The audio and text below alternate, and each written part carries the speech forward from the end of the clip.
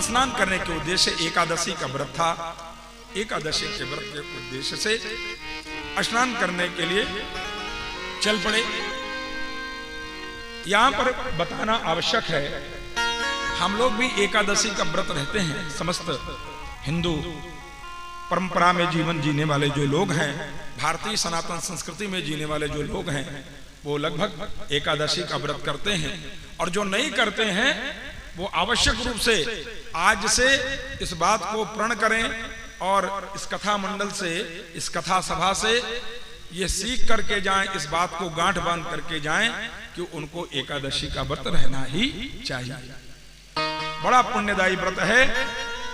कहा महाराज एकादशी ही क्यों, एकादशी ही क्यों? तो क्या बढ़िया उदाहरण यहां पर दिया।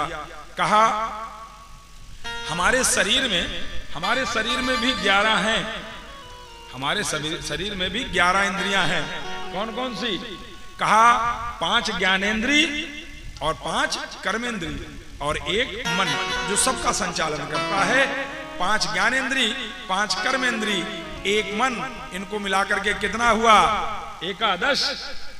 और ये बात संदेशा देती है कि कुछ ना हो सके तो कम से कम महीने में 2 बार शुक्ल पक्ष और कृष्ण पक्ष में 2 बार एकादशी आती है।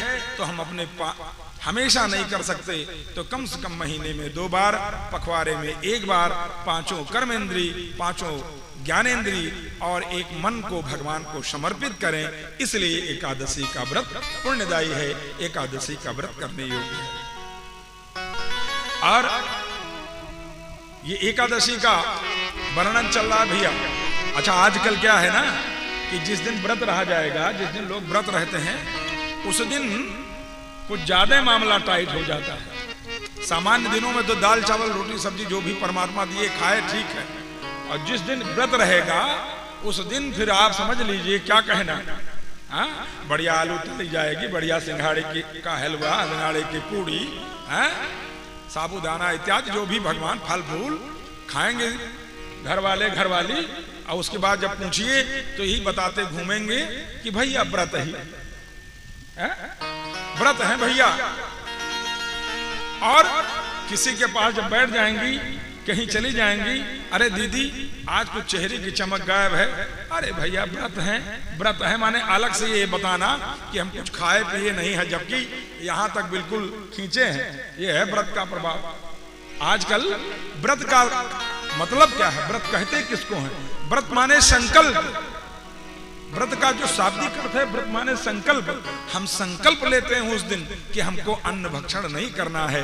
और इसलिए नहीं करना है कि हमको अपने इंद्रियों पर संयमन करना है, जल पीने पर नियंत्रण करना है, अन्न का भूख पर नियंत्रण करना है, नींद पर नियंत्रण करना है। ये नियंत्रण करने की प्रक्रिया है, अर्थात इंद्रियों को बस में करने की प्रक्रिया है व्रत। इसको व्रत माने संकल्प। धर्मशास्त्र के अनुसार और विज्ञान के अनुसार 15 दिन में 1 बार, साइंस जो कहता है 15 दिन में 1 बार हमारे शरीर को रेस्ट मिलता है। नहीं साल के 12 महीना अगर मशीन जो अंदर लगी है और पेराई का काम करेगा, कोई भी मशीन हो, क्यों भाई? जिस भांड में, जिस बर्तन में भोजन बनाते हो उसको क्या करते हो? भोजन जब उसमें समाप्त हो जाता है तो उसकी धुलाई मजाई करते हो कि नहीं, कि चमक जाए दोबारा बनाने के लिए। उसी तरह 15 दिन में कम से कम 1 बार हमारे शरीर को, आंतों को, लीवर को, फेफड़े को, किडनी को, गुर्दे को आराम मिल जाए, इसलिए भी व्रत किया जाता है। व्रत के विषय में कहा गया, सुन लीजिए आप लोग कान खोल के। कहा असकृतस्य जलपानस्य सकृते तांबूल भक्षणात् और व्रत भंगम भवे नित्यम दिवास्वपाच्य मैथुनात्। किन किन कारणों से व्रत भंग होता है, ध्यान से सुनिएगा। जितने भी लोग हैं, जरा मेरे मैं श्लोक के साथ उदाहरण देता हूं, ऐसा नहीं कि हवा में बात कर रहा हूं। अब आज तक जितने लोग व्रत रहे हैं, जरा कल्पना कर लीजिएगा कि कितना व्रत सही रहे आज तक। जो भगवान आपको आपके व्रत का संकल्प पूर्ण कर दें। जरा अपने को देखो, कसौटी पर कस करके देखो बच्चों कि कितना धर्म सही कर रहे हो, कितना गलत कर रहे हो। धर्म की मर्यादा है।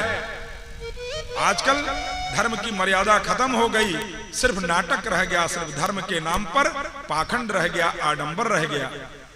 बचिए इससे, धर्म को करिए, संस्कृति को मजबूती से पकड़िए, अन्यथा जीवन सुचारू रूप से चलने वाला नहीं है।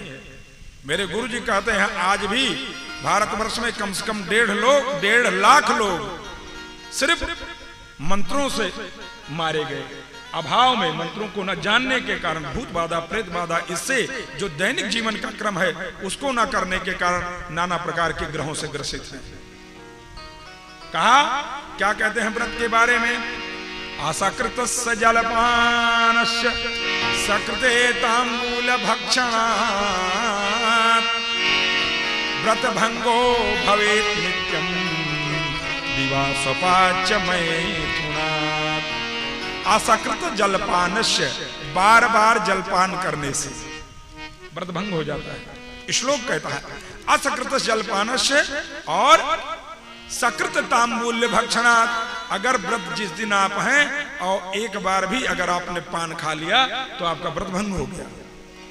असकृतस्य जलपानस्य सकृत तांबूल भक्षणात्। आगे व्रत भंगो भवे नित्यम दिया स्वपाच्य मैथुनात्। और क्या बताया?